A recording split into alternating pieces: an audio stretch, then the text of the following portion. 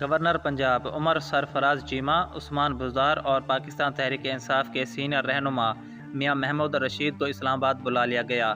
Punjab assembly توڑے جانے اور عثمان بزدار کو اہم ذمہ داری سونپے جانے کا امکان ہے۔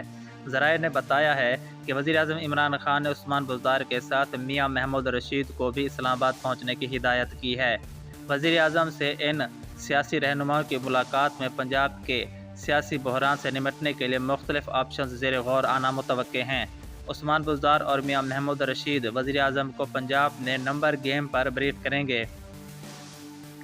سینئر تجزیہ کار رانا عظیم نے کہا ہے کہ اگلے 72 گھنٹے انتہائی اہم ہیں۔ اسی دوران 2 بڑی گرفتاریاں بھی متوقع ہیں۔ سینئر صحافی کا کہنا ہے کہ میری اطلاعات کے مطابق پنجاب میں بڑی قربانی ہونے لگی ہے اور قربانی کے بعد بہت سے لوگ مستفید ہونے کے لیے تحریک انصاف کے ساتھ ہی رہیں گے۔ ان کا کہنا تھا کہ ایسا ہو سکتا ہے کہ کوئی ایک شخص اٹھ کر یہ کہہ دے کہ میں اپنی پارٹی کی خاطر استعفیٰ دیتا ہوں، ایک ورکر کی حیثیت سے پارٹی میں کام کروں گا۔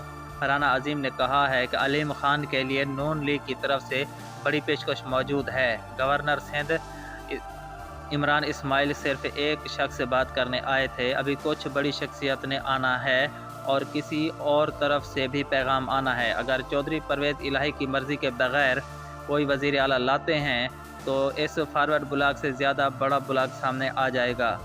ان سب سے زیادہ ویٹس چودھری پرویز الہی کے ہیں۔ تحریک انصاف کے لیے مسائل کم نہیں ہوئے بلکہ بڑھنا ہیں۔